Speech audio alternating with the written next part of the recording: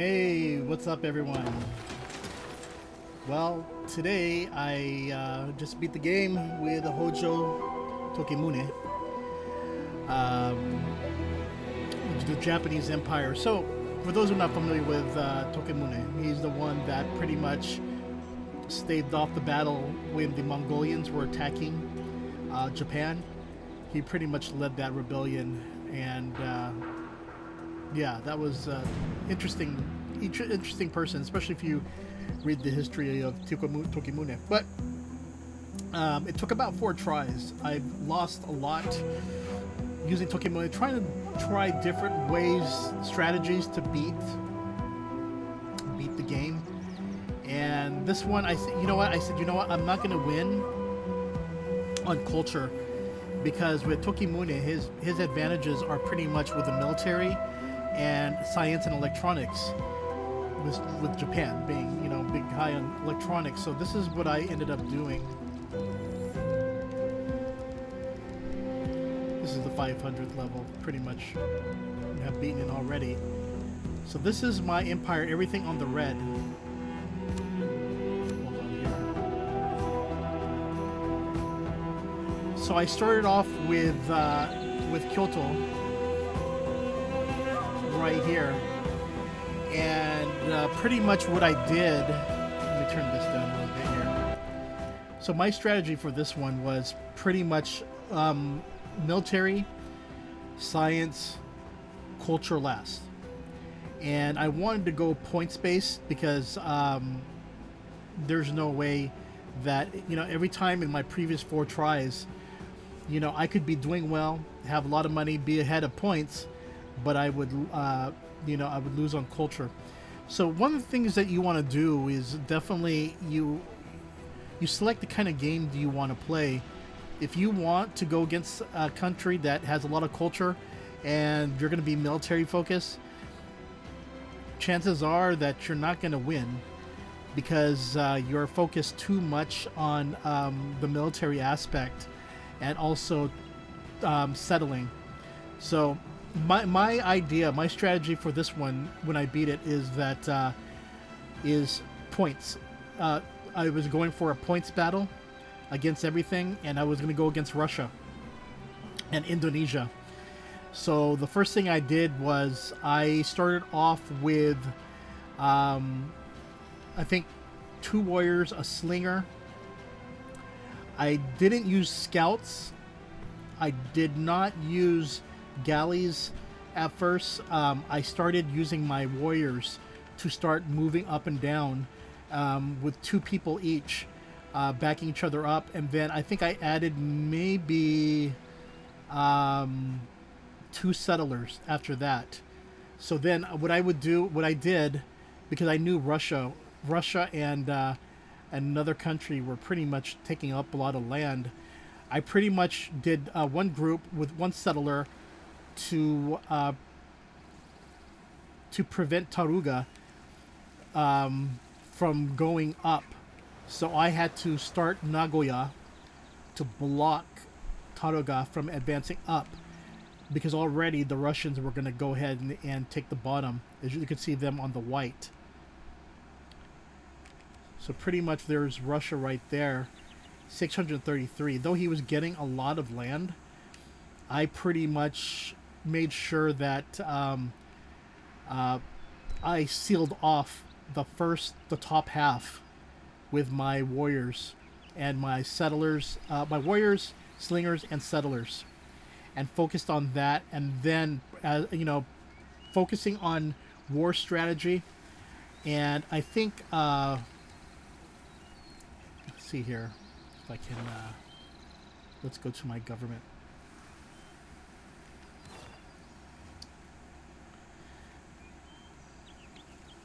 Okay, so I started out with oligarchy because I wanted, again, Tokimune's, his strength is the military, especially during the sea. So I went with oligarchy, and then I didn't have monarchy, so I went with merchant republic. And then once I got to merchant republic, later on to democracy, I wasn't going to do fascism, because the thing is that most of, actually no, I went monarchy. I did go monarchy. Merchant Republic, and then it opened monarchy. I went with monarchy, and then I went with democracy. But with the monarchy is when I started pillaging a lot of the other countries. So as you can see here, Solikamsk, he built a section right here, preventing my people from getting up. So what I ended up doing is going around. Let's see here. Going around Solikamsk through the ocean with a port right here, and then building another port at Yokohama, and then sealing it off with Gifu to block any advancements from Solikamsk from moving up. So then I pretty much took over this section right here. Now, the thing with this one, though, is I was trying to go south, but Stockholm was blocking me.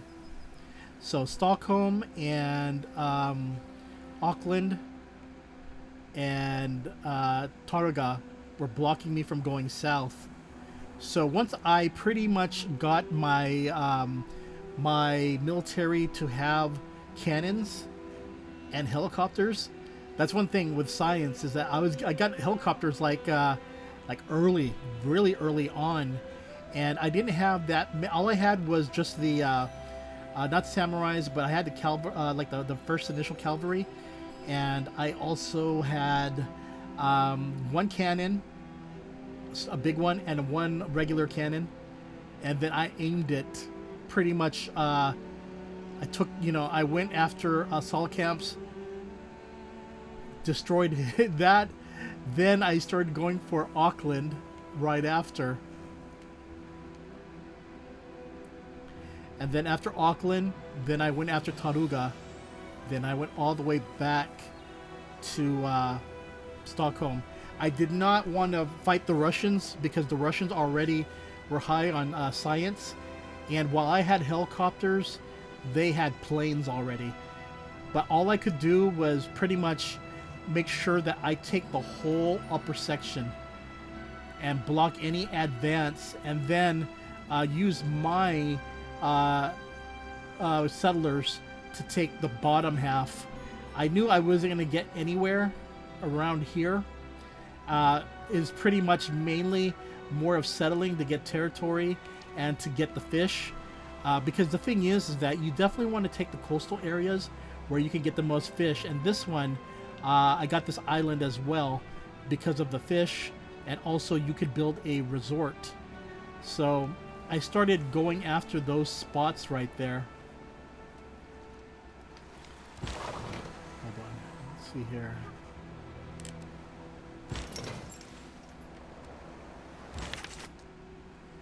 And pretty much by pillaging a lot of these, you have to have your settings for the pillaging on. So what you could get, you get a lot of faith and a lot of money. And you have to make sure your spies are also working for you. Pretty much what I ended up doing here is also opening up a lot of generals. And the generals, turning them into some type of infantry to add in your battle, and pillaging a lot of these areas. And yeah, just pretty much use the military to work for you, while using builders to work on the other areas, because while you're growing, a lot of them are asking for more amenities or neighborhoods, for homes. So pretty much I found myself having to figure out battles. The only mistake that I had was I kind of went stupid with Morioka here, because I pretty much had the top section, but for some reason I wanted to get this fishing area here. And then with Morioka, I only had, I think, 2 or 3 tiles to work with. But I wanted to get these other fishing areas and to block out Indonesia from coming into my territory. So I think it was a move that I made that I didn't like. But at the same time, every time the Morioka got hungry, made sure that the trading route was redirected to Morioka, so they got food. I know that it wanted more homes, and the neighborhoods would take forever to build. So I was like hoping that, hoping that I could do something to prevent this little city from rebelling, because they didn't have enough tiles. I try to do what I try to do is, when building an empire, is I set my, once I build something, once I settle, I try to count to 3, 4, or 5 tiles, and pretty much settle next to it with a lot of resources. But the problem with the Russians were really active, as you could see here. They were going after everything. So the only thing I could do is pretty much make sure that I take the top half. I pillage all countries that were in my area of the top half of this continent, and whatever Russia wants to take, let Russia take it, but try not to instigate. I do know that when I was trying to fight Auckland right here, one of my people went on their area, and immediately planes were coming by the Russians that destroyed my helicopter. So I knew right away that they were powerful, and I definitely did not want a war against them. So I had to make sure that the wars were conducted against these other countries, and the pillaging definitely is what gave me a lot of gold right at the end. I'm just going to go ahead and end it here so you can see the ending here.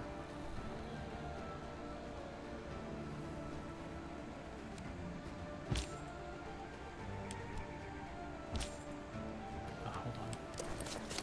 I'm just going to go, you'll see what I'll just do this real quick since I beat the game already.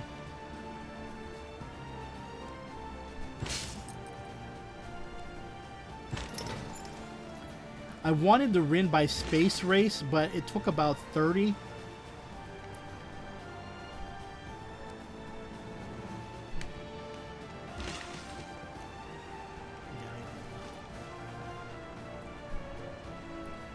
doesn't really matter now since I pretty much beat that game.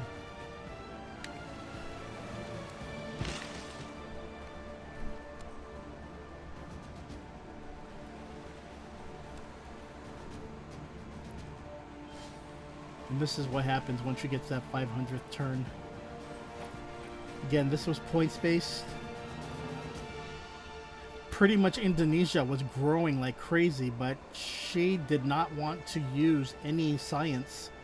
There he goes. From our humble beginnings ages ago, have you forged a civilization that has withstood time itself.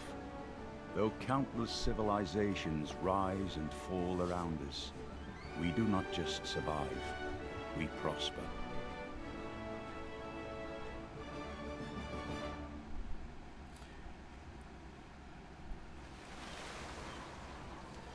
And yet you could see the graph right here. The Tokimune.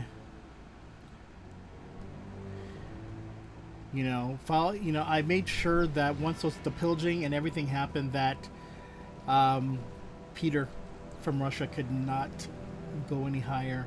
Gitara was doing pretty well, but she did not want to. She focused more on culture, and that's the thing about if you're going to be using a war-based faction, I turn off culture because I know that I'm going to lose already.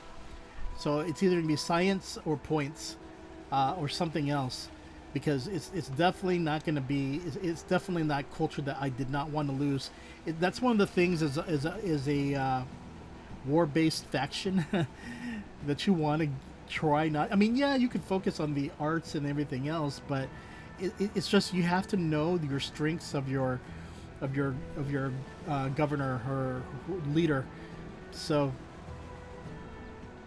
Hojo Tokimune, it took a while. Trust me, it took a while.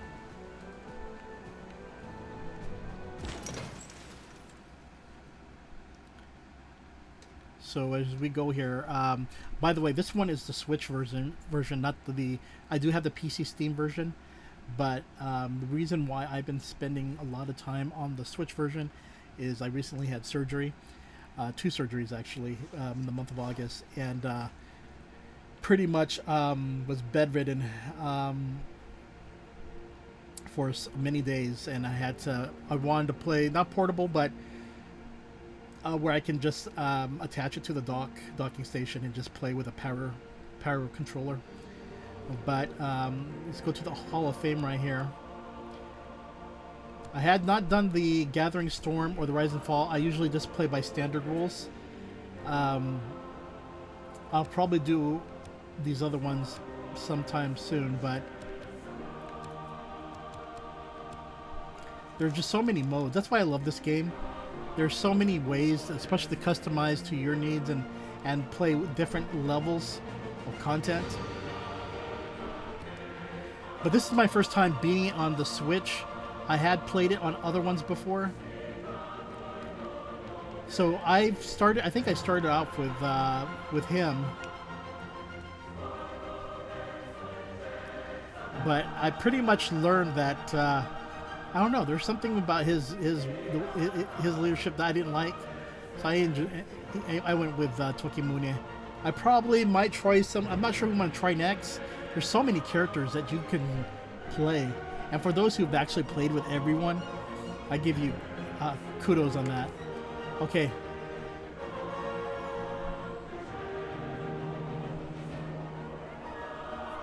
As you can see here earlier on, Gathering Storm, I do have it as 72 turns, but I just didn't, I don't know, I wasn't feeling it at first. I probably may have to play a different group, but Rise and Fall, standard rules, there we go.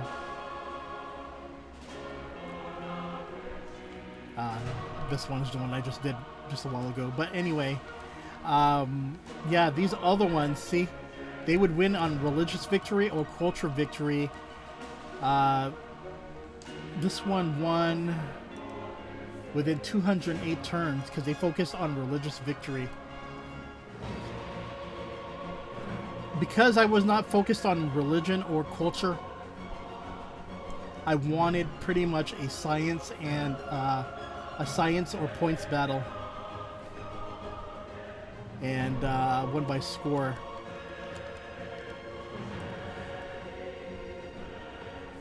Because, yeah, again, if you're going to be focusing on military, you're going to lose by culture and religion immediately. It's just that you're expending a lot of effort into building stuff related to the military. And I have to say, those military barracks, they work very well in fighting off other intruders. So just make sure you place those military barracks, if possible, closer to the enemy, because it's already has that special targeting. But yeah. So now it's about who I want to play next. Okay, my thoughts though of the Nintendo Switch version of PC. PC, there's a lot more options when it comes to customizing, and of course there's mods. But the thing is what I like about the Switch is that it's still a very good game. I didn't notice any major significant slowdown or any major problem. Because I know there's some people who are down on the Switch on its performance when they played with, especially if they played on Steam. But personally, I played on both, and they both ran. You know, this one ran very well. I think I've had more crashing on Civ on the PC Steam version versus this one. I think I had once on this one, but on PC and Steam, I tend to have it. You know, it just depends. But fortunately, it saves before. So, but yeah, I'll probably do Gathering Storm or the zombie one next. There's just so many things to play this game. Really, it'll give you so many hours, years, months and years of gameplay. It's one of those games, and I think that's why 5 lasted for so long. And I know people still love 5, but I think 6 is really awesome too. I've been playing since the first Civilization, so I love these games. I was thinking Rise of the Triad. That was actually a pretty cool game, if I recall. I think that's the title of it. But for the most part, yeah, this is a freaking awesome game, especially on Switch. Now that they have the platinum version or the full version on sale. I think the platinum version was for like $9, $9 or $8. I got it from Nintendo Shop Japan because of the weekend yen. Figured it was cheaper that way. And then I bought the DLC right after for another 1800. But you just want to wait for that complete version. Get it cheap. You could get it cheap on Steam as well. But I went for the Nintendo Shop Japan because it was a lot cheaper in terms of I guess dollar to yen ratio, since the yen is doing so bad for the past year or two. It's definitely a good time to buy from Japan right now from the Nintendo Shop. So I got the cards from Play Asia, the yen cards. As for the game, yeah, I want to try that zombie one. I think that would be cool. But there are just so many things I want to try this game. The points one definitely takes a long time because you're doing 500 plays. It went right to the end. I was hoping to get science again. I was hoping to get that space of that shuttle out in time, but again, with so much focus on military and other areas of trying to make sure to keep my cities happy, I couldn't get the.